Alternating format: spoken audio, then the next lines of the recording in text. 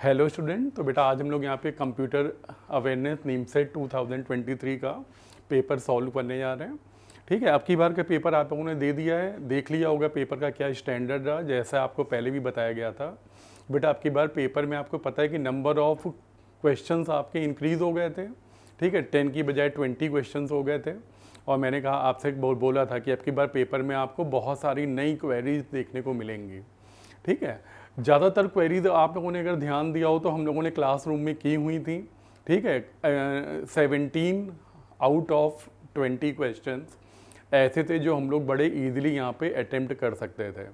और हमने आपसे हमेशा बोला है क्लास में कि बेटा नीमसेट में जब वो लोग सिलेबस लिखते हैं तो हमेशा क्या करते हैं, आपने अगर ध्यान दिया हो तो हमेशा मतलब जो सिलेबस में उन्होंने कुछ ऐसे वर्ड डाल दिए हैं जिनका हमें पता नहीं कि क्या स्कोप है, कहाँ तक आप पढ़ोगे, हमें कोई भी इस बारे में आइडिया नहीं होता। तो मैंने आपसे हमेशा बोला कि बेटा एक दो क्वेश्चंस आपको ऐसे मिलेंगे जो बिल्कुल आउट ऑफ द वर्ड होंगे, जो आपको लगेगा कि यार ये तो हमने कभी सुना भी नहीं कि ऐसी भी क्वेरीज आती होंगी।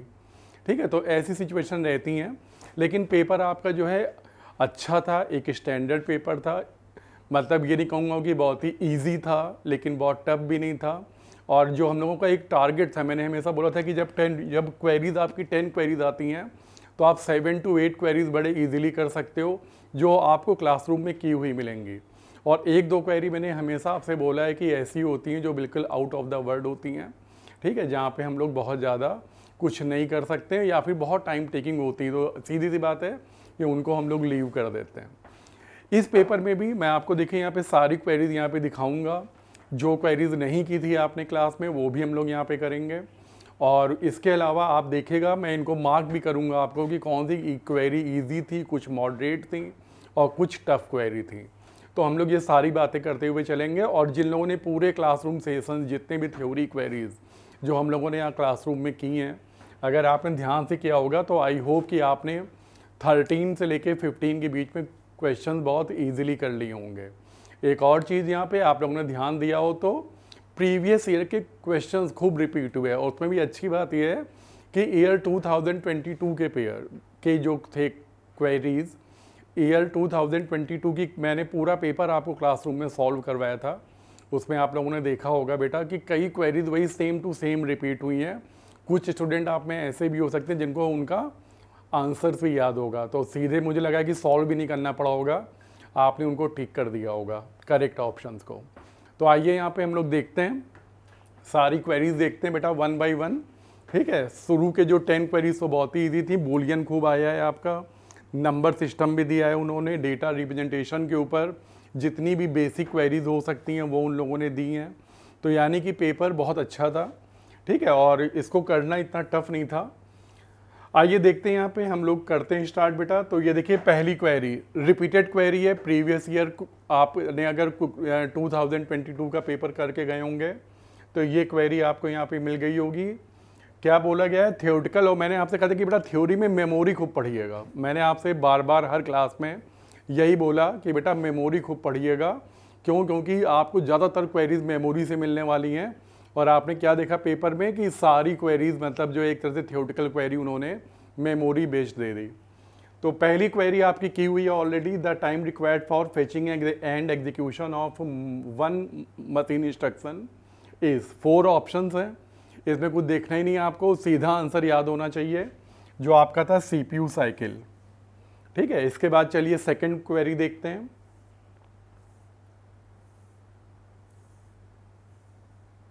सेकंड क्वेरी भी देखिए बहुत ही इजी क्वेरी है। ठीक है, यहाँ पे क्या पूछा है इन्होंने कि द नंबर ऑफ मिन terms in an variable truth table is. ठीक है, कह रहे हैं कि जब आप एक एन वेरिएबल की जब ट्रूथ टेबल बनाते हैं, ठीक है, तो आप अपनी जो है ट्रूथ टेबल में कितने मिन टर्म्स फाइंड कर सकते हैं, ये उनका कहना है। तो देखिए बेटा बहुत ही सीधी सी बात है कि सपोज अगर n की वैल्यू 3 है, यानी किसी बूलियन फंक्शन में अगर आपके पास 3 वेरिएबल हैं और आप उसकी ट्रूथ टेबल अगर फॉर्म करने जा रहे हैं तो आप लोगों को फॉर्मूला बताया गया है 2 raise to the power n। Means की 2 की पावर आप 3 रेज करोगे तो आपको 8 रोज की ट्रूथ टेबल बनानी पड़ेगी। ठीक है, और बेटा अगर 8 रोज अगर फॉर्म हो रहे हैं यानी कि आपको 8 जो है मिन टर्म मिलेंगे।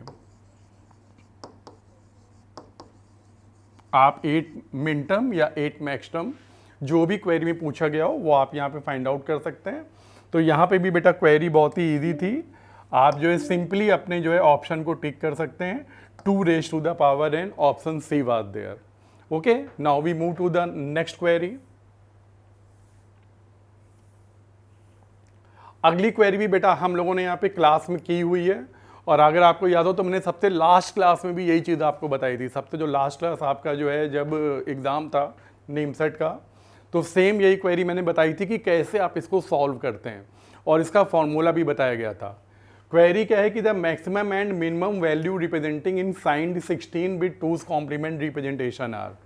कहा है कि 16 बिट की आपके पास प्लेस है, आपको बताना है हाईएस्ट एंड लोवेस्ट वैल्यू क्या मार्क हो सकती है। तो देखिए जब 16 बिट है तो फॉर्मूला आपको जो दिया गया था वो ये दिया गया था, ये आपकी वैल्यू होती है मिनिमम और ये आपकी होती है मैक्सिमम।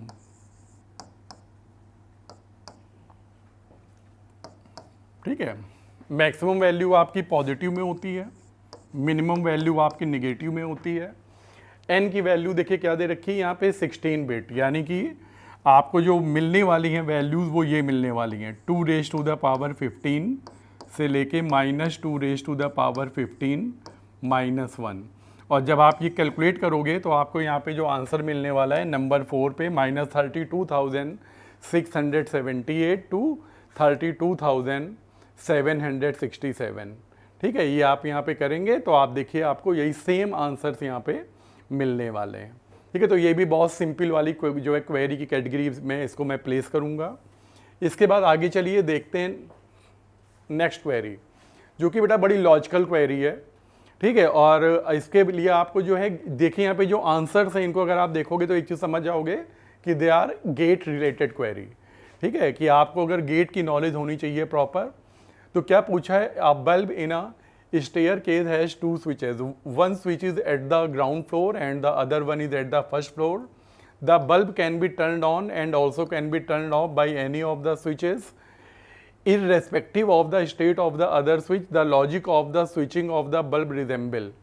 ठीक है, तो यानी बेटा यहाँ पे बात ये हो रही है कि जो 2 वे स्विच होते हैं हम लोग अपने घर में भी यूज़ करते हैं। आपको पता है एक बल्ब के 2 स्विच हो सकते हैं। ठीक है, और आपको वहाँ पे पता है कि क्या होता है कि किसी भी स्विच से आप अपने बल्ब को ऑन या ऑफ कर सकते हैं। ठीक है, कोई भी आपका एक बल्ब है, इसके लिए 2 स्विच हैं यहाँ पे। ठीक है, और नॉर्मली क्या होता है कि दोनों स्विच जब आपके ऑफ होते हैं तो आपका जो बल्ब है वो भी ऑफ होता है। ठीक है, अब आप कोई भी एक स्विच ऑन कर लीजिए। ठीक है, तो बेटा जैसे ही आप कोई एक स्विच यहाँ पे ऑन करोगे तो आपका जो बल्ब है वो भी यहाँ पे ऑन हो जाता है। ठीक है, तो इसमें जो देखिए एक केवल जो समझने वाली चीज़ है वो खाली इतनी सी है कि जब दोनों स्विचेस का स्टेट अपोजिट होता है, आई रिपीट, जब दोनों स्विचेस का स्टेट अपोजिट होता है, यानी एक ऑफ है और एक ऑन है, ठीक है, तभी मेरा बल्ब ऑन होता है। यानी कहने का मतलब यह है कि जब किसी एक की वैल्यू 0 है, दूसरा 1 है, या एक 1 है दूसरा 0 है, तभी बेटा मुझे आंसर 1 मिलता है। ठीक है, और ये जो फीचर है यानी कि अपोजिट इनपुट पे जब हमें एक ट्रू वैल्यू मिल रही है, 1 मिल रहा है, तो ये फीचर बेटा हमारे किस गेट का होता है, एक्सॉर का होता है। तो इसमें ज़्यादा कुछ सोचनी नहीं थी, केवल ये बात आपको, ये जो सिचुएशन दी गई थी ये केवल आपको समझना था। इस सिचुएशन अगर क्लियर है तो आप इसका आंसर बड़े आराम से निकाल सकते हैं। मैं इस क्वेरी को भी बेटा इजी वाली कैटेगरी में प्लेस करूंगा। ठीक है, इसके बाद आगे चलते हैं, नेक्स्ट क्वेरी देखिए। ये क्वेरी भी बहुत अच्छी थी, बड़ी लॉजिकल क्वेरी थी। अच्छी बात ये कि ये जो जिन लोगों ने क्लासरूम में पूरी क्लासेस अटेंड की हैं शायद उन लोगों ने कॉपी में इसका नोट भी लिया हो।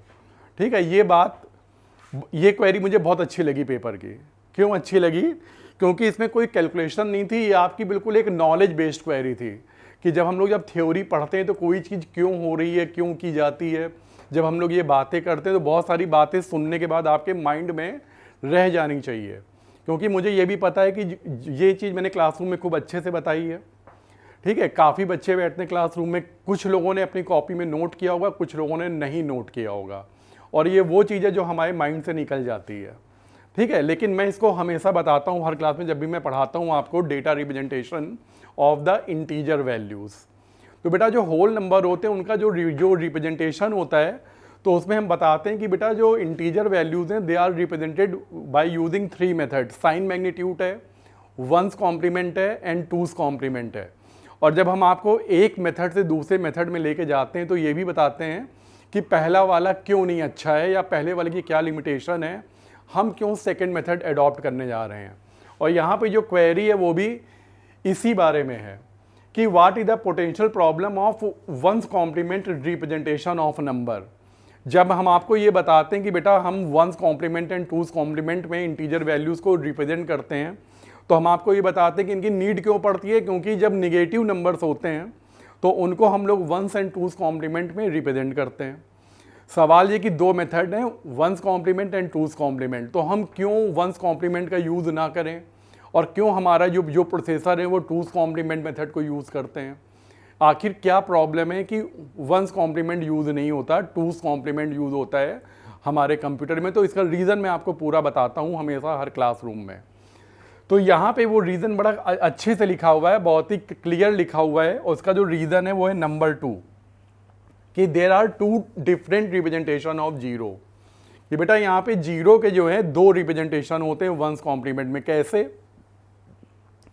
पूरा चैप्टर तो अभी यहाँ पे नहीं मैं यहाँ पे पढ़ा पाऊंगा पूरी बात, लेकिन मैं जल्दी से आपको कुछ चीज़ें यहाँ पे करके दिखाता हूँ। कि सपोज बेटा मेरे पास 4 बिट है, वंस कॉम्प्लीमेंट में we are having 4 bit to represent a number. और सपोज नंबर मैंने क्या दे दिया आपको 0। तो बेटा जिन जिन लोगों ने ये पढ़ा हुआ है उनको ये पता है कि जो पहली बिट होती है वो बेटा मेरी साइन बिट होती है, जो मुझे बताती है कि नंबर पॉजिटिव है या नंबर निगेटिव है। तो पॉजिटिव के लिए आप लोग सब जानते हो कि हम लोग क्या लिखते हैं 0, और निगेटिव नंबर के लिए 1। यानी जो पहली बिट है वो तो मेरी फिक्स है। तो बेटा 0 को जब आप यहाँ पे रिप्रेजेंट करोगे तो अगर आप 0 को अपना पॉजिटिव मानते हैं +0 तो आपका देखिए साइन यहाँ पे क्या आएगा 0, और बाकी जो 0 का बाइनरी इक्विवेलेंट होता है वो आपका होता है 0 0 0। यानी बेटा जो हमें फाइनल आंसर मिलेगा दैट विल बी 40।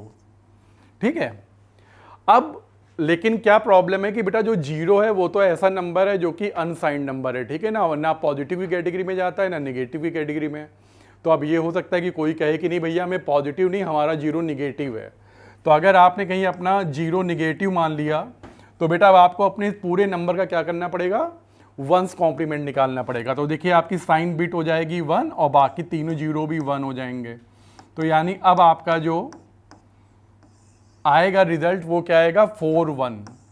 तो अब आप ये देखिए बेटा यहाँ पे 0 के 2 रिप्रेजेंटेशन हो गए, एक हो गए 4 0 और एक हो गए 4 1।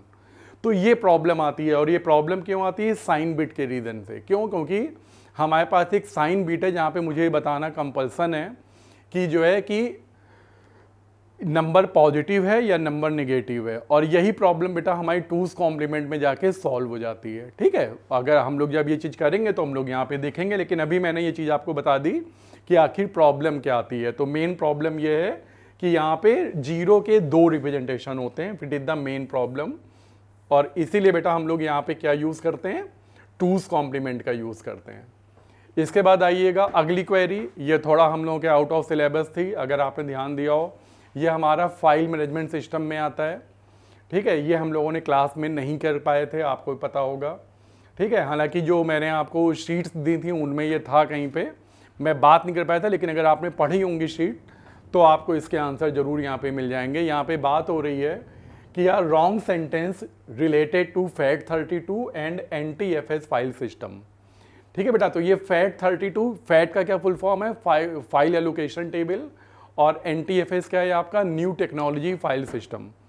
ठीक है बेटा, ये दोनों क्या है, हमारे फाइल मैनेजमेंट सिस्टम है which work with the help of Windows. ठीक है, और भी अब तो जो है बाकी जो हमारे ऑपरेटिंग सिस्टम है लाइक एंड्रॉयड है, ठीक है, ये सब भी यूज़ करते हैं। FAT32 हमारी पेन ड्राइव या जितनी भी छोटी मेमोरी कार्ड्स हैं, इन सब के ऊपर बेटा जो फाइल स्टोर की जाती है, फाइल का जो ऑर्गेनाइजेशन होता है, ये सब जो है FAT32 के रेगुलेशन में होता है। ठीक है, और जो NTFS है वो बेटा आया था विंडोज़ NT के साथ। ठीक है, विंडोज़ न्यू टेक्नोलॉजी के साथ ये हमारा लेटेस्ट जो है फाइल ऑर्गेनाइजेशन सिस्टम है, ठीक है, जो which is more advance than the FAT32, ठीक है। तो यहाँ पे बेटा 4 स्टेटमेंट दिए गए हैं और ये पूछा गया कि बताइए इनमें से कौन सी बात जो है रॉन्ग है, ठीक है ना। तो देखिए पहला क्या बोला है, FAT32 has lower disk utilization compare to NTFS। ये बात बिल्कुल सही है, क्यों? क्योंकि बेटा ये केवल 32 GB तक की मेमोरी को मैनेज कर सकता है। Read and write speed of NTFS are also faster than of FAT32। It is also true, NTFS की जो रीड एंड राइट स्पीड है वो FAT32 के कंपेरिजन में बेटा बहुत फास्ट है। तो ये बात भी बिल्कुल सही है जब आप इनके बारे में पढ़ोगे। इसके बाद है FAT32 store individual files of size up to 32 GB। बेटा ये रॉन्ग स्टेटमेंट है, ठीक है, यानी कि एक सिंगल फाइल की कैपेसिटी कह रहे हैं कि 32 GB के आप स्टोर कर सकते हो फैट में। ये रॉन्ग है, एक्चुअली इसका जो करेक्ट आंसर है वो है 4 GB, ठीक है। जो फैट है वो आपकी 4 GB तक की एक सिंगल फाइल बेटा होल्ड कर सकता है मेमोरी में, ठीक है ना। तो ये बात बिल्कुल यहाँ पे रॉन्ग है और यही आपका हो जाएगा आंसर, ठीक है। यही आपका आंसर है जो आपको मार्क करना था। ध्यान दीजिए क्या बोला था, रॉन्ग स्टेटमेंट। और लास्ट में दिया है NTFS stand for new technology file system, जो मैंने आपको शुरुआत में बता दिया कि it is the full form of the NTFS। तो आई होप कि आपको ये क्वेरी क्लियर हो गई होगी। Now we move to the next one. अगली क्वेरी देखिए बेटा, ये भी हम लोगों ने क्लासरूम में की हुई है, जो कॉपीज़ में आपको अपनी मिल गई होगी अगर आप कॉपी रिवाइज करके गए होंगे। बूलियन से है, ठीक है। तो ये बूलियन से हमारी सेकंड क्वेरी है। सबसे पहले उन लोगों ने हमसे पूछा था नंबर ऑफ मिनटर्म, ठीक है। अब आइए देखिए सेकंड क्वेरी, जो कि बहुत ही इजी क्वेरी है। हमने आपको पूरे यूनिवर्सल गेट पढ़ाए थे कि आप किसी भी लॉजिक सर्किट को NAND एंड NOR गेट के थ्रू कैसे रिप्रेजेंट कर सकते हैं, तो वो चीज़ आपको यहाँ पे काम आएगी। तो यहाँ पे देखिए क्या किया इन्होंने बेटा, एक NOR गेट शो किया है, ठीक है। NOR का क्या मतलब हुआ, A+B अगर 2 इनपुट हैं और इसका होल बार, ठीक है। तो यानी कि बेटा मुझे A+B होल बार यहाँ पे ड्रॉ करना है, ठीक है, और किससे, केवल NAND से ड्रॉ करना है। तो जितने भी बेसिक गेट हैं वो आपको ड्रॉ करके दिखाए गए हैं, ठीक है। तो आपको याद होगा, तो मैंने यहाँ पे आपको दिखाया है NAND से OR बनाना,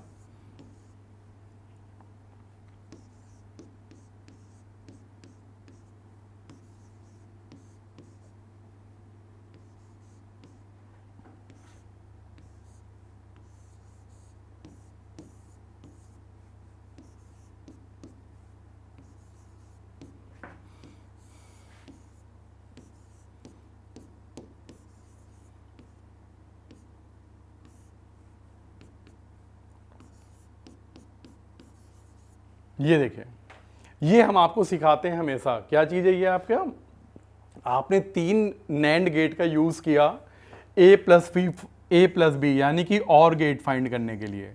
पर बेटा हमसे क्या पूछा गया है, NOR। तो आपको याद है ना, जो चीज़ आपको बार बार सिखाई गई है क्लास में, कि आप बूलियन के किसी भी टर्म की डबल कॉपी अगर किसी भी NAND या NOR से क्रॉस करते हैं, so then we get the complement of that input, ठीक है। तो यहाँ पे फॉर एग्जाम्पल यहीं पे देखिए बेटा, A है, A की 2 कॉपी आपने यहाँ पे NAND से क्रॉस करवाई, तो आपको क्या मिल जाता है यहाँ पे A बार, ठीक है। तो यहाँ पे भी देखिए बेटा, मुझे A+B मिल चुका है। अगर आप इसकी यहाँ पे 2 कॉपी करके अगर NAND से निकाल दो तो आपको क्या मिल जाएगा, A+B था आपका आंसर, इसका कॉम्प्लीमेंट मिल जाएगा। तो यानी देखिए जो सही आंसर है, जो करेक्ट आंसर है, दैट इज 4 गेट, ठीक है। We require 4 NAND gate to draw the NOR gate. तो इसमें देखिए कौन सा ऑप्शन है, दैट इज नंबर 1, ठीक है। तो ये आपका आंसर, ये मैंने कहा कि आपकी कॉपी में होगा, तो इसको भी बेटा मैं इजी वाली कैटेगरी में रखता हूं, ठीक है। चलिए नेक्स्ट।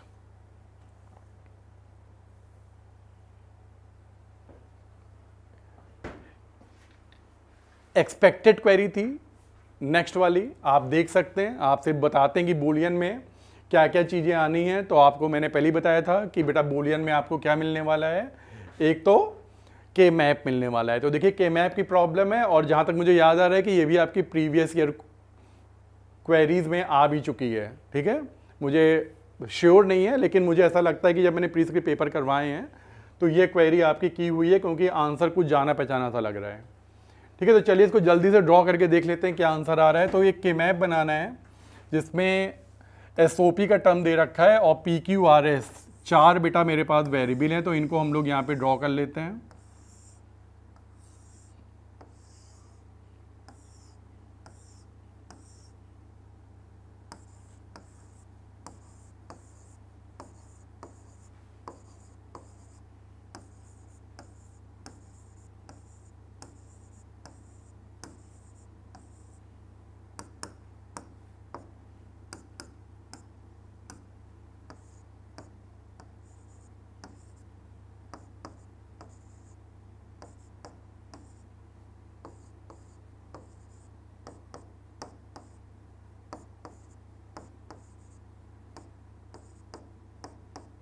तो बेटा ये हमने देखिए यहाँ पे के मैप ड्रॉ कर लिया। अब आपको क्या करना है, इसमें सारे फिल करने होंगे वन, जो जो नंबर दिए हैं 0 2 5 7 8।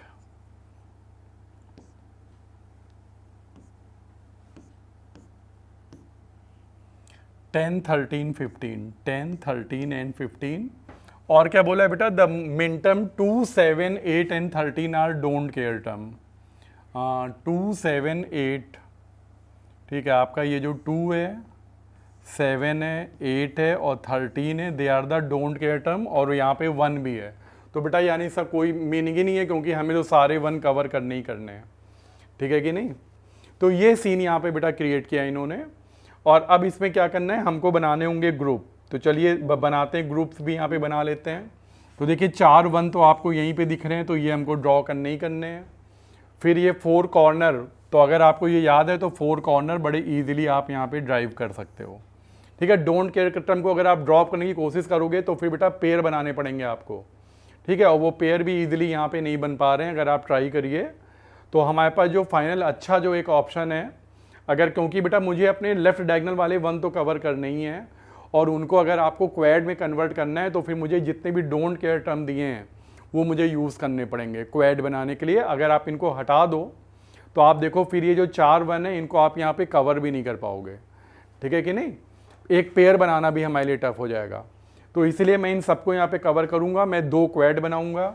और बेटा ये 2 क्वेड बनाने के बाद अब आप देखिए कि मेरा आंसर क्या आ रहा है। पहले तो इनको दोनों को सॉल्व कर लेते हैं। पहले अंदर वाला जो सर्किल है इसका आंसर यहाँ पे ले लीजिए, Q इधर कॉमन है और इधर आपका S कॉमन है, और इसके बाद फिर चलते हैं इन पे, तो यहाँ पे Q बार कॉमन है और S बार कॉमन है। तो यानी आपको ये 2 टर्म मिल रहे हैं, QS and Q bar S बार।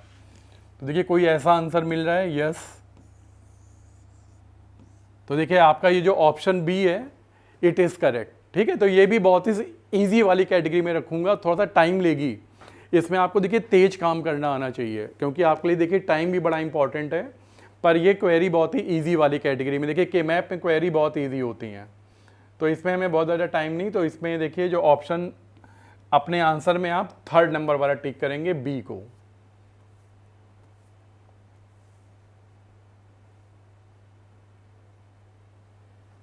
ये देखिए अब यहाँ पे दे दिया गया है एक यहाँ पे बुलियन एक्सप्रेशन, और कहा है कि इसका रिड्यूस्ड फॉर्म बताइए। तो आप देखिए रिड्यूस्ड फॉर्म बताने के लिए अब आप यहाँ देखिए 4 टर्म दे दिए गए हैं, ठीक है। और ये जो 4 टर्म है इनको अगर आप ध्यान से पढ़िए बेटा, एक्स वाई जेड बार, एक्स बार वाई जेड, और क्या है एक्स वाई बार जेड।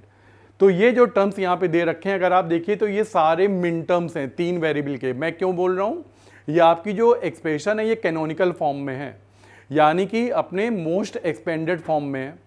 तो आपको ये देखिए यहाँ पे इसको सॉल्व करने के 2 मेथड हैं। आप जानते हैं कि that we can also make use of the boolean laws to solve this, और we can also make use of the K map.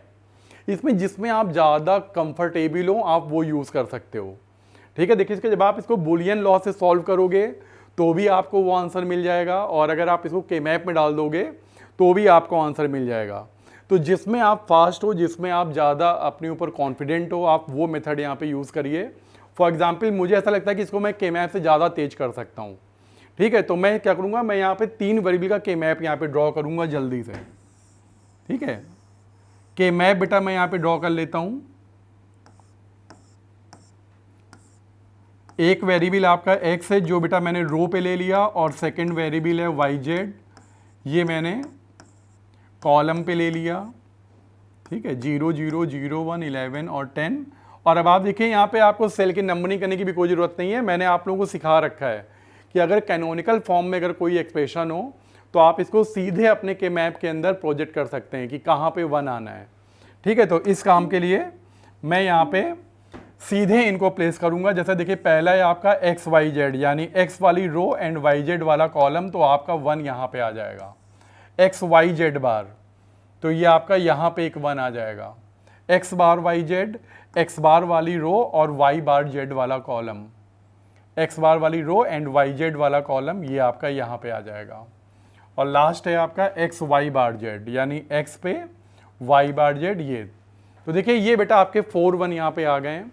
अब आप इनको आराम से यहाँ पे सॉल्व कर सकते हैं। आप इनके जो क्वेड बनाने की कोशिश करिए, ऑक्टेट बनाइए, पेयर बनाइए, जो बना सकते हैं। तो आप यहाँ पे देखो 4 1 है, तो यानी क्वेड ही बन सकता है, लेकिन क्वेड का फॉर्मेशन भी यहाँ पे नहीं हो पा रहा है। आपको क्या करने पड़ेंगे, यहाँ पे पेयर्स बनाने पड़ेंगे इसके लिए। ठीक है, तो मैं यहाँ पे पेयर्स ड्रॉ करूँगा। एक आपका ये पेयर बन जाएगा, एक ये पेयर बन जाएगा, एक ये पेयर बन जाएगा। और अब तीनों के हम जब फटाफट यहाँ पे आंसर लिख लेते हैं। सबसे पहले आपका ये वाला पेयर सॉल्व करते हैं। ठीक है, तो ये आपका हो जाएगा x और कॉलम में क्या कॉमन है, z। इसके बाद आइए सेकंड भी सेम रो वाला देख लेते हैं। तो x और कॉलम में देख लीजिए क्या कॉमन है, y। और फिर एक आपका हॉरिजॉन्टल वाला है, तो इसमें x तो मिलेगा नहीं, केवल y z। तो ये आपका आंसर यहाँ पे देखिए आ गया। तो आई होप कि जो है के मैप से करना ये आपके लिए यहाँ पे ज़्यादा इजी है। बाकी अगर आप जो है इसको बूलियन लॉ से करना चाहें तो वो भी हमारे पास मेथड है, पर वो टाइम टेकिंग है। ठीक है, तो आप ये सॉल्व करिए, आपको यहाँ पे अपना आंसर मिल जाएगा। आई होप ये आपका आंसर है, देखिए।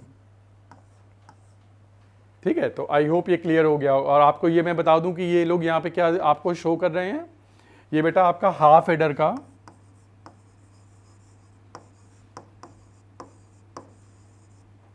ठीक है कैरी वाला आपका जो है एसओपी वो यहाँ पे शो किया गया है। ठीक है, हाफ एडर की कैरी जो होती है वो यहाँ पे इन्होंने शो किया है। हाँ, तो बेटा देखिए अब ये हम लोग की यहाँ पे 10th क्वेरी है। ठीक है, और ये 10th क्वेरी भी आप देखो तो ये आपको PYQ यानी कि प्रीवियस ईयर क्वेरीज में आपको ये आराम से मिल जाएगी। ठीक है, शायद ये 2023 के ही 22 के पेपर में, लास्ट ईयर के पेपर में आपको मिल जाएगी। ठीक है, ये 2022 में आई थी। और मैंने क्या बोला कि थोड़ा सा हट के है, लेकिन ये है कि बड़ी इजी है।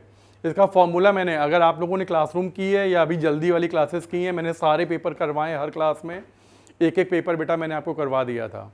तो अब तो फिर आपको इसका आंसर भी याद होना चाहिए। ठीक है ना, लेकिन यहाँ पे मैं एक बार इसको फिर से बता दे रहा हूँ। क्वेरी क्या थी कि if a processor clock is rated as 2500 million cycles per second then its clock period is. तो बेटा जो क्लॉक पीरियड के पूछा है इसका आपको पहली बात तो फॉर्मूला पता होना चाहिए। ठीक है, तो क्लॉक पीरियड क्या है कि आपको एक साइकिल में कितने सेकंड लग रहे हैं, क्लियर है कि नहीं। तो यानी कि इसका जो फॉर्मूला होता है 1 / number of cycles per second.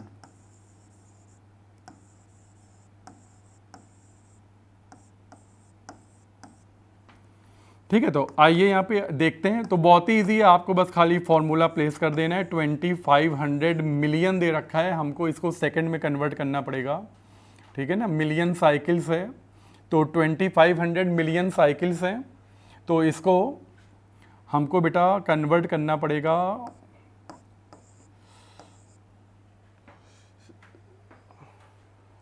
10⁶, यानी कि आपको 1 मिलियन में 10 लाख होते हैं, तो यानी 10⁶ से मल्टीप्लाई कर दूंगा मैं। और अगर बेटा मैं यहाँ पे 4 प्लेसेस की और जो है आज़ादी ले लूँ, यानी कि पॉइंट को 4 प्लेस अगर यहाँ पे शिफ्ट कर दूँ, तो ये आपका बन जाता है 1/0.25 मल्टीप्लाइड बाई 10⁻10। ठीक है ना, तो ये हो जाएगा। अब 0.25 से आप 1 को मल्टीप्लाई कर सकते हैं, तो ये 4 हो जाएगा, यानी आपका आंसर हो जाएगा 4 / 10⁻10। इसको ऊपर लेके जाइए।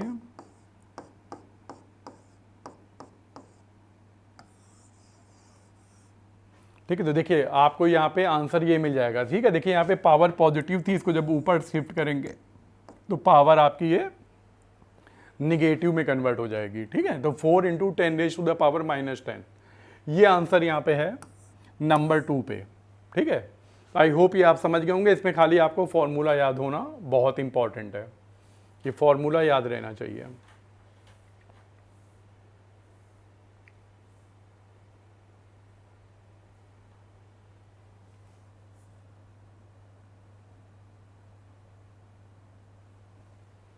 अगली क्वेरी देखिए, बहुत ही बेसिक क्वेरी है आपकी नंबर सिस्टम की, जो आपको सिखाई जाती है बार बार। ठीक है, क्या बोला है उन्होंने कि एक नंबर है -35, इसका इनको 2's कॉम्प्लीमेंट रिप्रेजेंटेशन चाहिए। ठीक है, और आपके पास जो मेमोरी अवेलेबल है वो कितनी अवेलेबल है, 10 बिट।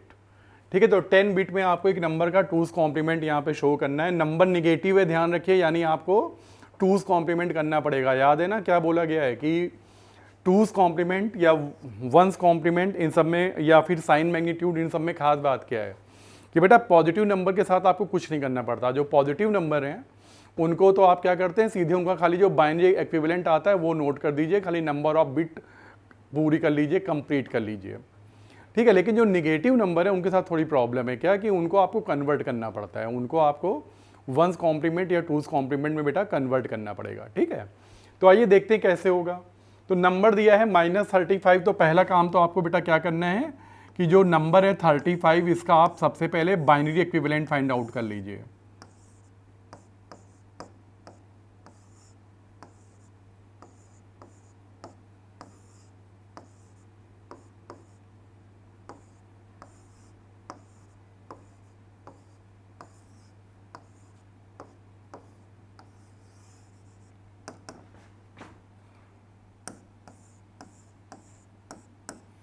ठीक है बेटा, तो देखिए 35 पॉजिटिव का जो आपके सामने, ठीक है, ये आपके सामने जो लिखा हुआ है पॉजिटिव 35 का बाइनरी इक्विवेलेंट।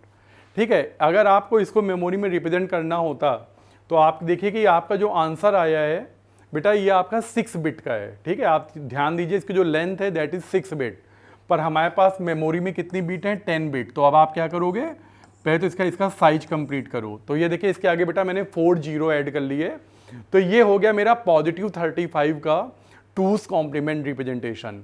पर प्रॉब्लम क्या है कि नंबर है निगेटिव, तो निगेटिव के लिए क्या करना होता है आपको पता है ना, कि जो पॉजिटिव वैल्यू आई है उसका जो रिजल्ट है उसका अब आप क्या करेंगे, 2's कॉम्प्लीमेंट कर देंगे। ये कैसे होता है, all the zeros are converted to ones and the ones converted to zeros and finally add 1 to it. Okay, तो यानी कि सबसे पहले आप क्या करोगे, 1 1 1 1 0 1 1 1 एंड 0 0।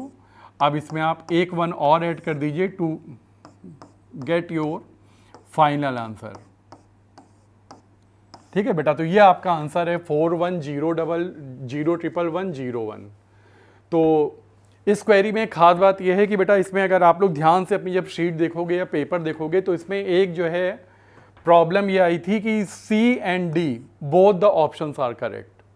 ठीक है, ध्यान दीजिए, सी एंड डी दोनों में उन्होंने सेम आंसर दिया है। तो मेरे पास कई जो है व्हाट्सएप पे मैसेज और ग्रुप पे भी मैसेज आए थे कि सर क्या करना है, तो मैंने बताया था कि आप इसको चैलेंज कर सकते हैं इजीली और आपको नंबर मिलेंगे, आप चाहे सी टिक करिए चाहे डी टिक करिए। ठीक है, लेकिन जो प्रोसेस है सॉल्व करने की ये है, और ये इसको भी मैं ईजी वाली कैटेगरी में रखूँगा कि ये बहुत ही ईजी प्रॉब्लम थी जिसको सबको ट्राई करना चाहिए था, और ये टाइम टेकिंग भी नहीं थी, यानी कि ये ऐसी प्रॉब्लम थी जिसमें केवल आपको 1 मिनट से भी पहले आपका ये सॉल्व हो जाना चाहिए। ठीक है, चलिए we move to the next question.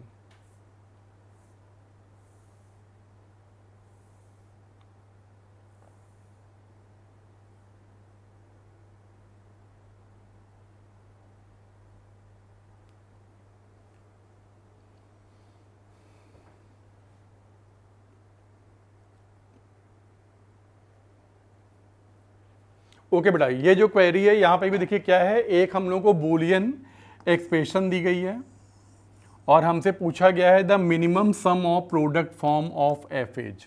क्या है कि अगर हम एफ को सॉल्व करें तो हमारा जो है क्या आंसर आना चाहिए इन सब में से। ठीक है, तो आप देखिए, देखने में ये क्वेरी को आप कैसे सॉल्व करोगे, तो 2 मेथड है मेरे पास फिर से कि बेटा इसको मैं के मैप में डालूं, पर के मैप में डालने के लिए आप जानते हैं ना क्या करना पड़ेगा मुझे, के मैप में डालने के लिए अब आप देखो तो ये मेरी जो एक्सप्रेशन है ये कैनोनिकल फॉर्म में नहीं है बेटा। पहले क्या करना पड़ेगा मुझे, इसे कैनोनिकल फॉर्म में कन्वर्ट करना पड़ेगा। एक तो ये प्रॉब्लम आ रही है। सेकेंड थिंग कि बेटा 4 वेरिएबल की अगर मैं इसको ट्रूथ टेबल से कन्वर्ट करूं तो भी ये टाइम टेकिंग है। तो सबसे पहले बेटा चीज़ों को हमें समझना चाहिए कि आखिर हम कौन सा मेथड यूज़ करें, क्योंकि देखिए हमने क्या बोला, एक प्रॉब्लम को सॉल्व करने के यहाँ पे नंबर ऑफ मेथड हैं, पर अब जब आप एक कॉम्पिटिटिव एग्जाम में बैठे हो आपके लिए सबसे इंपॉर्टेंट फैक्टर यहाँ पे क्या आ रहा है, एक तो टाइम जो है कम कंज्यूम होना चाहिए और आंसर भी मेरा एक्यूरेट आना चाहिए। ये 2 चीज़ों पे हमारा सबसे ज़्यादा ध्यान है। फॉर एग्जांपल आपने टाइम भी दिया और आप अपने आंसर पे भी कॉन्फिडेंट नहीं है, ठीक है, तो फिर आप समझ रहे हैं कि आपका इतना टाइम भी वेस्ट होता है और आप फिर जो है वहाँ पे ऑप्शन भी टिक नहीं करने वाले हो, क्योंकि निगेटिव मार्किंग का भी डर है ना। तो यहाँ पे ये सिचुएशन आती है। मैं अगर होऊंगा तो मैं ऐसी सिचुएशन में, मैं आपको बताऊं तो मैं इसमें के मैप पे नहीं जाऊंगा, ठीक है। मैं के मैप पे जाने की बजाय यहाँ पे क्या करूंगा, इसको बूलियन लॉस से डायरेक्ट सॉल्व करने की कोशिश करूंगा, ठीक है, कि शायद इनमें से कोई आंसर मुझे मिल जाए। तो बेटा मैं इसको यहाँ पे बूलियन लॉस से एक बार यहाँ पे अटेम्प्ट करता हूँ कि क्या हम लोग यहाँ पे कर सकते हैं।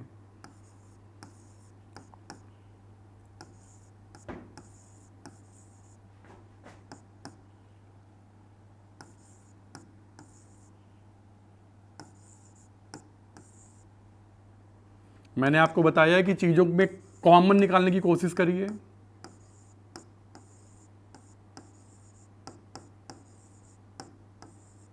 तो ये देखिए बेटा आखिरी के जो 2 टर्म है इनमें आपको कुछ कॉमन मिल जाएगा।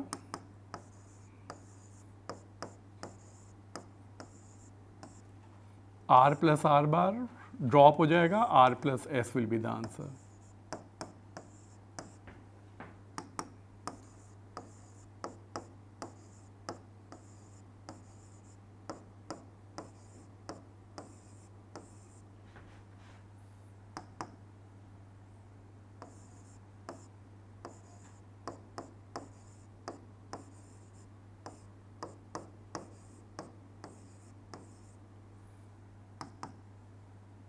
ये आपका ड्रॉप हो जाएगा, मिलेगा आपको यहाँ पे p प्लस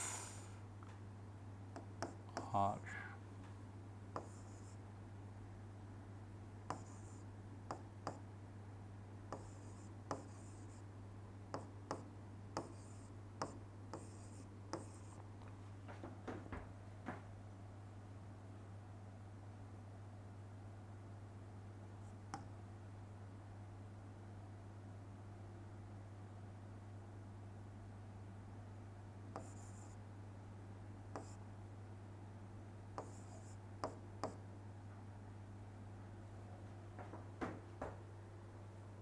सॉरी,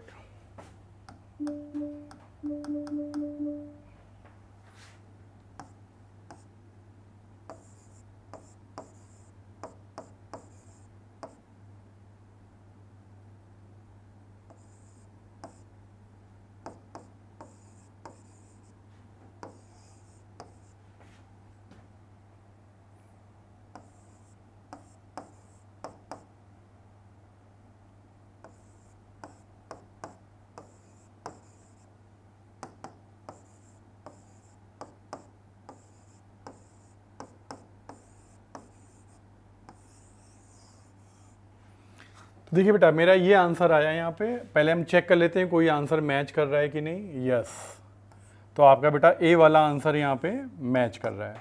तो देखिए यहाँ पे हमने क्या किया, हमने बेटा वही सिंपल चीज़ें जो आपको मैंने बार बार क्लास में सिखाई हैं कि देखिए जब भी आपको कोई बूलियन एक्सप्रेशन जब रिड्यूस करनी हो तो सबसे जो इंपॉर्टेंट टैक्टिक्स हैं यहाँ पे 2 चीज़ें। एक तो क्या, कॉमन फाइंड आउट करना,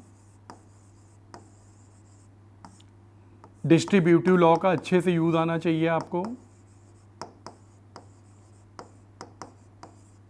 ठीक है, और इसके अलावा आपको properties of 1 and properties of 0। तो देखिए यहाँ पे मैं जल्दी से इनको यहाँ पे एक बार आपको एक्सप्लेन भी कर देता हूँ। देखिए सबसे पहले क्या किया बेटा, मैंने अपने आखिरी के 2 टर्म में p बार q को कॉमन निकाला, तो आपके पास क्या बचा, r plus are bar S.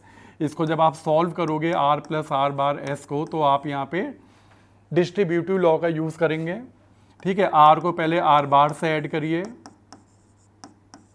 और फिर r को s से ऐड करिए।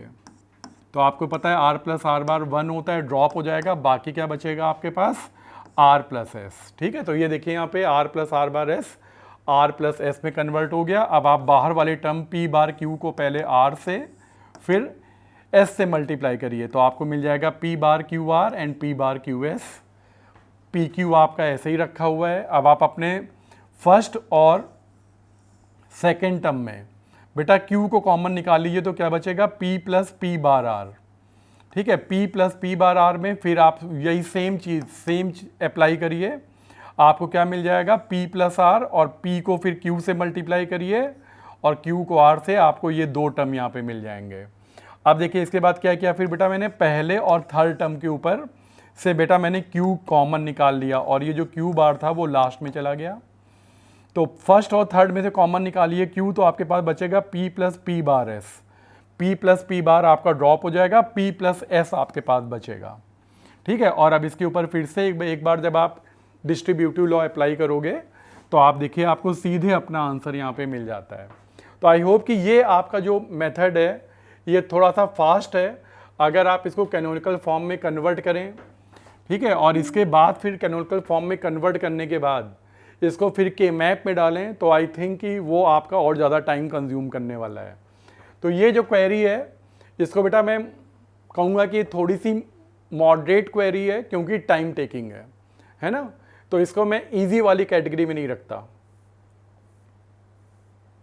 ये क्वेरी बहुत ही सिंपल, बहुत ही इजी आप लोगों ने की होगी। आई होप कि कई लोगों ने इसके आंसर, क्योंकि जल्दी अभी ये सब चीज़ें क्लासरूम में की थी हम लोगों ने, तो इसमें आपको कुछ करना ही नहीं था, सीधे अपना आंसर टिक करना था कि what is the name of the storage device that compensates the difference in rate of flow of data from one device to another. यानी कि कोई स्लो डिवाइस है और सेकेंड डिवाइस फास्ट है, तो उसके बीच में डेटा जब मूव होता है बेटा, तो जो दोनों की स्पीड में जो डिफरेंस है उनको कंट्रोल करने के लिए, बैलेंस करने के लिए बीच में हम लोग कौन सी मेमोरी यूज करते हैं, और नाम क्या होता है इसका, बफर। इसमें काफ़ी बच्चे बेटा, तो मुझे पता है कि इसमें हुए होंगे कंफ्यूज किसमें, कैश को लेके, ठीक है ना, कि कई लोगों ने इसमें कैश पे भी टिक किया होगा, लेकिन अगर आप पढ़ के गए हैं तो आई होप कि आपने इसका आंसर रॉन्ग नहीं किया होगा। चलिए आगे देखते हैं। नेक्स्ट क्वेरी देखिए, ये भी बहुत ही इजी वाली कैटेगरी में रखूंगा, क्योंकि बिल्कुल हम लोग जब नंबर सिस्टम पढ़ते हैं तो बिल्कुल शुरुआत में ही आपको जो फ्रैक्शनल नंबर्स हैं उनको बाइनरी में कन्वर्ट करना बता दिया जाता है कि नहीं। तो यहाँ पे देखिए सबसे पहले ध्यान दीजिए कि जो नंबर दिए गए हैं इनको एक बार चेक कर लीजिए। यहाँ पे 25.375 आपका एक फ्रैक्शनल नंबर है 10 के बेस पे, and we need to find out its binary equivalent. Okay, तो आपको दोनों नंबर का बाइनरी इक्विवेलेंट निकालना पड़ता है। सबसे पहले आप जो है 25 का बाइनरी निकालते हैं, ठीक है। तो आपको पता है इसमें दो कैलकुलेशन करनी पड़ती हैं आपको, पहले होल नंबर का अलग, फ्रैक्शन का अलग। तो पहले आप अपना बाइनरी वाला कर लीजिए,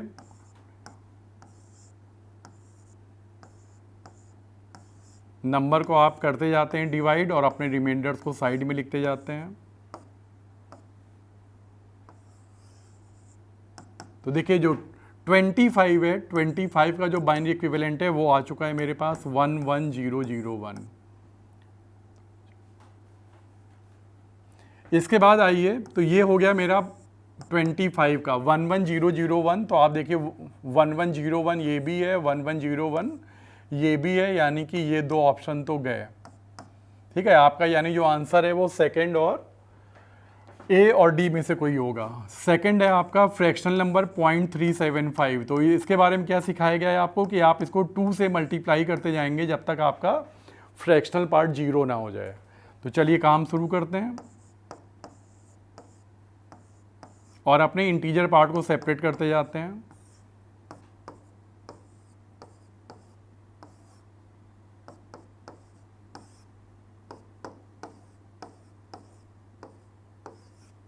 ठीक है, तो ये देखिए बेटा आपका यहीं पे आके थर्ड कैलकुलेशन में फ्रैक्शनल पार्ट 0 हो गया, और आपने जो इंटीजर पार्ट्स मार्क किए हैं इनको हम लोग कॉपी करते हैं फ्रॉम टॉप टू बॉटम, ठीक है। तो 011, तो आपका जो 0.375 है इसका बाइनरी इक्विवेलेंट होगा 0.011, ठीक है। तो यानी जो कंप्लीट आंसर है देखिए 0.011 यहाँ पे मिल रहा है आपको, यानी कि जो ए वाला ऑप्शन है दैट इज करेक्ट, ठीक है। तो यानी हमको यहाँ पे ए पे टिक करना होगा। तो ये भी बहुत सिंपल क्वेरी थी, बेसिक क्वेरी थी जो कि हमें आनी चाहिए, है ना।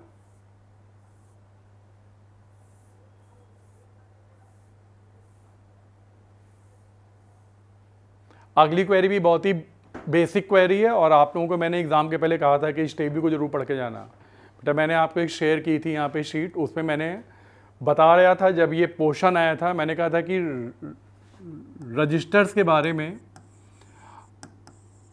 6 टाइप के जो हैं इनके बारे में आपको अच्छे से पढ़ के जाना है, क्योंकि एक क्वेरी आनी चाहिए। और देखिए एक क्वेरी आ भी गई, ठीक है।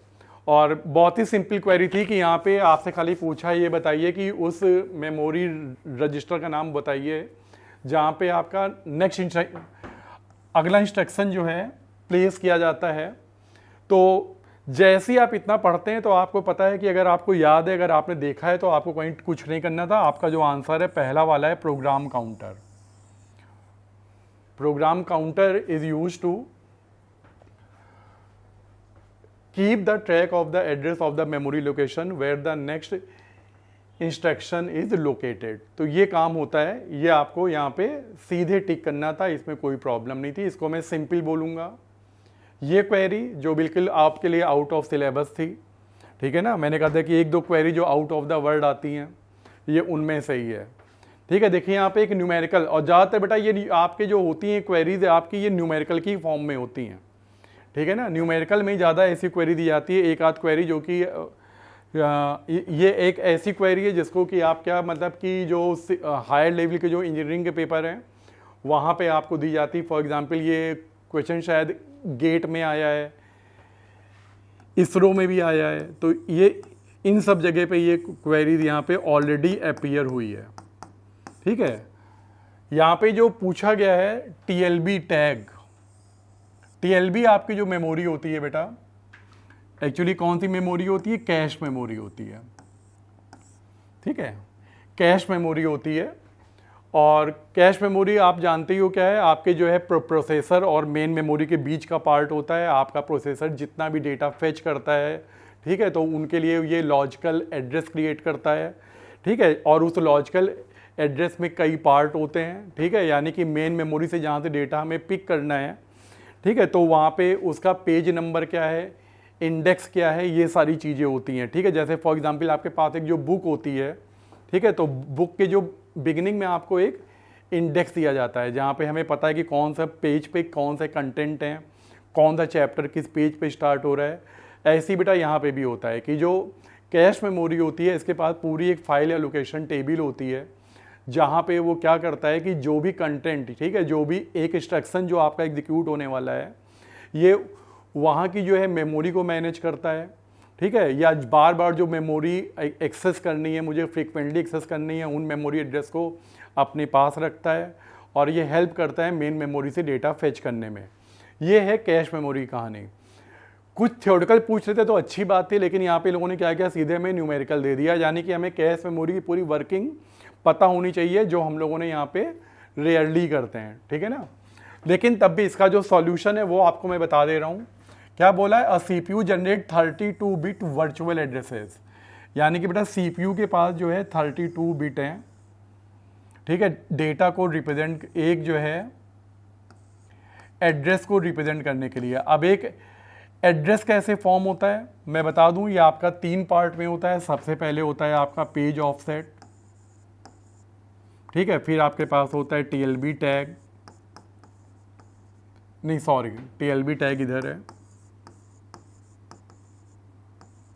ठीक है, यहाँ पे होता है आपका नंबर ऑफ सेट। तो बेटा ये जो 32 बिट मेमोरी है ये आपकी इस तरह से 3 पार्ट में यहाँ पे डिवाइड होती है। अब हम लोग को एक ही चीज़ देखनी पड़ेगी। सबसे पहले कि page size is 4 KB। Okay, तो देखिए यहाँ पे बेटा जो पेज साइज है वो बताया गया है 4 KB। 4 KB, KB का मतलब क्या हुआ बेटा, 2 की पावर 10 है ना। और ये 4 को भी हम लोग क्या लिख सकते हैं, 2 raise to the power 2 into 2 raise to the power 10, यानी कि 2 की पावर 12, ठीक है ना। 2 की पावर बेटा कितनी, 12, यानी कि इतनी जो है वैल्यूज ये रिप्रेजेंट कर सकता है। तो यानी कि बेटा मैं यहाँ पे बताऊँ तो ये जो द पेज साइज है, तो पेज साइज के लिए हमने यहाँ पे इसको 5 बिट प्रोवाइड कर रखी हैं। तो चलिए एक वैल्यू मिल गई हमें कि बेटा पेज ऑफसेट के लिए जो वैल्यू दी गई है दैट इज, सॉरी मैंने यहाँ पे 5 बिट लिख दिया, 5 बिट नहीं है, कितनी आई है हमारे पास, 12 बिट आई हैं। इसके बाद आगे चलते हैं। The processor has a translation look aside buffer, ठीक है, टीएलबी। टीएलबी ये हमारी जो मेमोरी यहाँ पे होती है, buffer memory. Total of 120 page table entries and is 4-वे सेट एसोसिएटिव, ठीक है। यानी बेटा जो इसकी जो फाइल की जो टेबल है, सॉरी मैं नीचे चला गया थोड़ा, ठीक है, पेज बेटा जो टेबल का जो साइज है उसमें हमारे पास 128 एंट्रीज हैं। चलिए, और 4-वे सेट एसोसिएटिव, यानी कि बेटा एक बार में हम 4 रोज रीड करते हैं, एक बार में 4 रोज रीड क्या की जा सकती है। यहाँ पे क्या बोला है, 4-वे सेट एसोसिएटिव, यानी 128 हमारे पास पेज टेबल एंट्री होती हैं और ये 4-वे एसोसिएटिव है, मीन्स कि हम एक बार में 4 रोज रीड कर सकते हैं। यानी बेटा टोटल मैं यहाँ पे कितनी एंट्री रखूँगा, ये सवाल आता है। तो पहले तो हम क्या करेंगे, 128 को पहले हम देखें टोटल कितनी एंट्रीज होंगी। 128 को हम लोग 4 से डिवाइड कर देते हैं, तो आंसर आएगा 32। 4 3 एंड 4, ठीक है, 4 3 12, 4 2 8, ठीक है, 32। 32 means 2 raise to the power 5, ठीक है। यानी कि बेटा मुझको यहाँ पे 32 एंट्रीज को रिप्रेजेंट करना है, ठीक है, जो हमारा टीएलबी बफर एरिया है। मुझे 32 वैल्यूज़ को अगर मुझे एड्रेस करना है तो आप देखिए 2 की पावर 5 आई है, यानी कि वी नीड द 5 बिट। बेटा 32 वैल्यू को रिप्रेजेंट करने के लिए हमें 5 बिट की जो है नीड होगी एटलीस्ट। तो ये जो एरिया है वो हमारा 5 बिट का हो गया। तो देखिए 32 जो थी बिट मेरे पास अवेलेबल, उसमें आप देखें तो जो 12 बिट है वो कहाँ चली गई, मेरे पेज ऑफसेट के लिए। 5 बिट मेरे लिए कहाँ चली गई है, टीएलबी का जो बफर एरिया है। अब सवाल ये कि टीएलबी टैग के लिए क्या बचा मेरे पास, तो अब आप यहाँ पे बड़े आराम से कैलकुलेशन कर सकते हैं, ठीक है। टोटल है 32 और 32 में से आपको क्या करना है, माइनस कर दीजिए 12 + 5, ठीक है, क्योंकि ये ऑलरेडी यूज़ हो चुका है। तो 32 में से 17 माइनस करेंगे आप, आपका जो आंसर आएगा वो कितना आएगा, 15 बिट। तो ये देखिए बेटा नंबर 4 पे आपका आंसर यहाँ पे दे रखा है इन्होंने, 15 बिट्स, ठीक है ना। तो आपका जो टीएलबी टैग आएगा वो 15 बिट आएगा। तो मैंने आपको देखिए पहले ही बोल दिया कि ये क्वेरी हम लोगों के लिए आउट ऑफ द वर्ड थी पूरे पेपर में, समझ गए ना। तो ये थोड़ा सा टफ क्वेरी थी, मुझे नहीं लगता शायद ही ये किसी ने की होगी।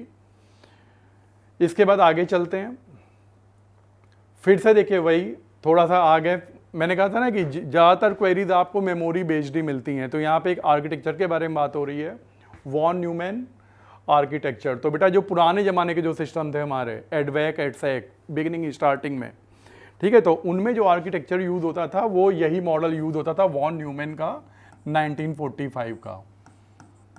चूँकि इतना पुराना मॉडल है इसलिए इसके बारे में हम लोग बेटा कुछ पढ़ते भी नहीं हैं, ठीक है, हम लोग इसको सिंपली जो है छोड़ देते हैं। लेकिन देखिए क्वेरी दे दी गई है और ये क्वेरी टफ है। मैंने क्यों बोला, क्योंकि ये भी थोड़ा आउट ऑफ सिलेबस तो नहीं कहूँगा, लेकिन हमारे आउट ऑफ स्कोप हो गया पढ़ाई के।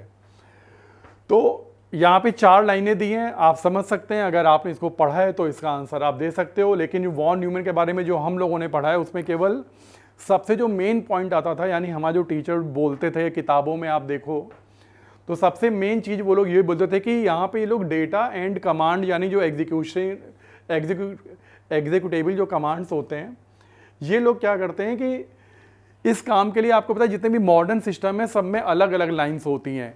इनपुट की लाइन अलग है, आउटपुट की लाइन अलग है, डेटा फेच करने की लाइन अलग है, डेटा स्टोर करने की लाइन अलग है। यानी हर चीज़ के लिए हम लोगों ने यहाँ पे इंडिविजुअल लाइन्स प्रोवाइड कर रखी हैं। लेकिन जो वॉन न्यूमैन का जो था आर्किटेक्चर, इसके अकॉर्डिंग बेटा इतनी सारी लाइन की कोई ज़रूरत नहीं है, कहने कि एक ही लाइन से सारा काम कर डालो, ठीक है, ये इनकी खास बात थी। तो जब यहाँ पे चारों चीज़ें पढ़ता हूँ तो it has a separate storage for input and output operation, no, ठीक है। तो which of the following is true, तो हमसे ट्रू पूछा गया है। तो मैंने कहा था कि इसके में खाली खास बात क्या है, it has a single memory unit for both data and instruction. इनका यह देखिए एक चीज़ से सारा काम करा लो, समझ गए ना। तो यहाँ पे मैं खाली जो वर्ड ढूंढ रहा था, यहाँ देखिए यहाँ पे सेपरेट है, यहाँ पे सेपरेट है, यहाँ पे सेपरेट है, यहाँ पे खाली एक चीज़ आप ध्यान दीजिए क्या है, सिंगल, जो तीनों स्टेटमेंट से हट के, और यही आपका आंसर भी है, ठीक है ना, कि जो फोर्थ वाला ऑप्शन है वही है, it has a single memory unit for both data and instructions. ठीक, चलिए we move to the next one now. ओ, ये भी एक क्वेरी थी बेटा, थोड़ी सी टाइम टेकिंग क्वेरी है। क्या बोला है कि एक्सॉर और एक्सनॉर, ठीक है, आपको दो यहां पे सिंबल दिए गए थे। XOR and XNOR, they denote the exclusive OR gate and exclusive NOR operation respectively. Which one of the following is not correct? देखिए नीचे हमको 4 स्टेटमेंट दिए हैं, कहा है कि इसमें जरा बताइए कि कौन सा स्टेटमेंट जो है नॉट करेक्ट यानी कि रॉन्ग है। ठीक है, यानी कोई 3 सही है, ठीक है, कोई 3 यहाँ पे सही है और कोई जो है एक रॉन्ग है। तो इसको सॉल्व कैसे करेंगे? तो देखिए 2 वेरिएबल खाली दिए हैं P एंड Q, 4 स्टेटमेंट हैं। इसके भी देखिए सॉल्व करने के मेरे पास 2 तरीके हैं। मैं इसको यहाँ पे बूलियन लॉस के थ्रू भी सॉल्व कर सकता हूँ या फिर मैं ट्रूथ टेबल से भी कर सकता हूँ। मुझे ऐसा लगता है कि ट्रूथ टेबल से काम ज़्यादा तेज होगा। तो अगर मुझे करना होगा तो बेटा मैं इसमें 2 वेरिएबल, सबसे पहले देखा मैंने कि वेरिएबल कितने हैं, 2 वेरिएबल हैं, यानी कि मैं काम तेजी से कर सकता हूँ। तो मैं क्या करूँगा यहाँ पे बेटा, मैं ट्रूथ टेबल बनाना ज़्यादा प्रेफर करूँगा।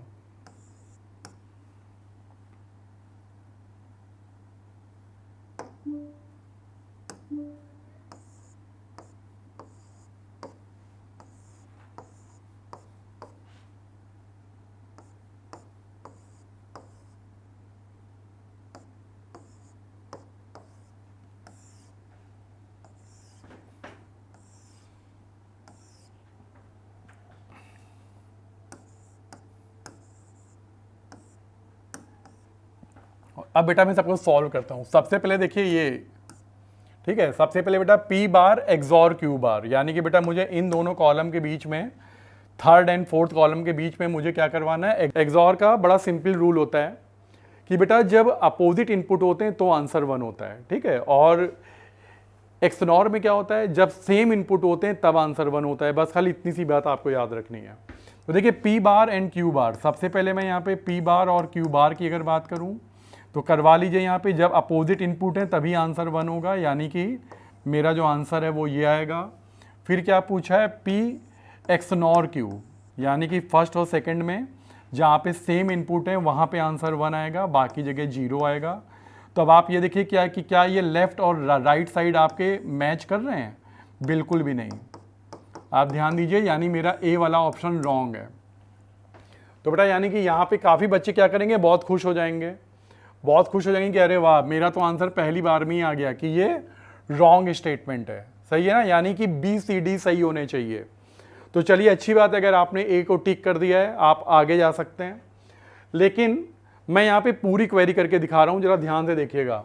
आगे चलते हैं। P बार एक्सॉर Q, P बार एक्सॉर Q यानी कि इन दोनों के बीच में, यानी कि सेकंड और थर्ड के बीच में जहाँ पे भी अपोजिट इनपुट हैं, एक्सॉर का साइन लगा हुआ है, तो इनके बीच में P बार एक्सॉर Q। तो P बार एक्सॉर Q में चलते हैं, जहाँ जहाँ पे अपोजिट इनपुट हैं। तो आपका पहला वाला अपोजिट है, आखिरी वाला अपोजिट है, और बाकी दोनों जगह 0 0 आ जाएगा। और यहाँ पे क्या है आपका P एक्सनॉर Q, फिर वही सेम P एक्सनॉर Q, यानी कि क्या हो जाएगा आपका 1 0 0 1। सही बात है बेटा, तो ये तो बिल्कुल मैच कर गया। C वाले पे आ जाइए। P बार एंड Q बार के बीच में एक्सॉर हो रहा है, यानी थर्ड और फोर्थ के बीच में, यानी जहाँ पे अपोजिट इनपुट हो वहाँ पे आंसर 1 आएगा।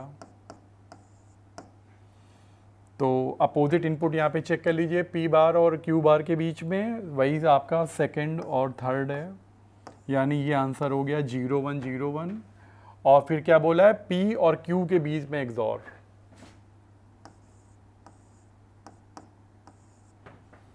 तो यहाँ पे भी वही आ जाएगा आपका 0 1 1 0। तो यानी कि बेटा C वाला भी सही है। ठीक है, इसके बाद चलते हैं आखिरी वाले पे, D पे। P एक्सॉर P बार, P एक्सॉर P बार, यानी कि अपोजिट इनपुट, चारों 1 आ जाएंगे। ओ यहाँ पे जगह भी कम है, तो यहाँ पे कर लेता हूँ मैं।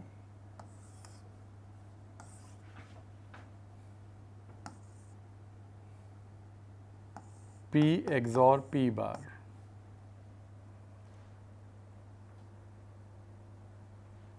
तो सारे ही अपोजिट हैं, यानी कि बेटा मुझे 4 1 मिलने वाले हैं। इसका फिर एक्सॉर करना है Q के साथ, Q के साथ ये चारों 1 है, तो जहाँ पे 1 1 है तो 1 0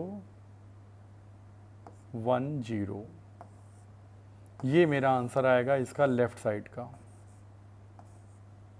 1 0 1 0। इसके बाद फिर चलते हैं इधर P XNOR P बार, P XNOR P बार यानी यहाँ पे सेम हो, तो ये तो सब 0 0 हो जाएंगे।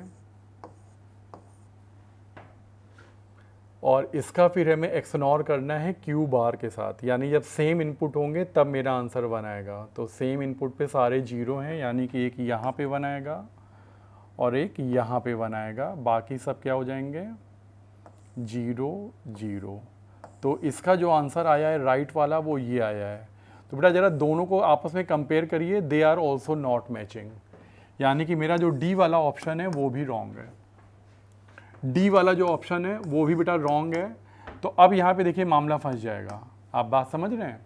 यहाँ पे भी आप देखिए तो 2 आंसर हैं, तो ये सेकंड क्वेरी है जिसको यहाँ पे चैलेंज किया है बच्चों ने, ठीक है, क्योंकि यहाँ पे भी 2 ऑप्शन है। तो आई होप कि इसमें अगर आपने पहला टिक कर दिया होगा तो वो भी सही है, ठीक है। और अगर लास्ट वाला डी है, क्योंकि जो की है की में बेटा उन लोगों ने डी दिया हुआ है, ठीक है, लेकिन आपको सामने मैंने करके दिखा दिया कि इसमें भी 2 आंसर्स मुझको यहाँ पे मिल रहे हैं। चलिए अब हम लोग पेपर के एंड पे आ रहे हैं। ये वाली क्वेरी बेटा सीधे सीधे आपकी नॉलेज बेस्ड क्वेरी थी, ठीक है, ट्रिकी क्वेरी है, टफ क्वेरी है। ये आपकी तीसरी क्वेरी है पेपर में जिसको मैं कह रहा हूं कि ये टफ की कैटेगरी में आती है। क्वेरी क्या पूछी उन्होंने, कहा कि suppose we have a 10 bit computer that uses 10 bit floating point computational unit, ठीक है, यानी कि 10 बिट हमको दिए गए हैं,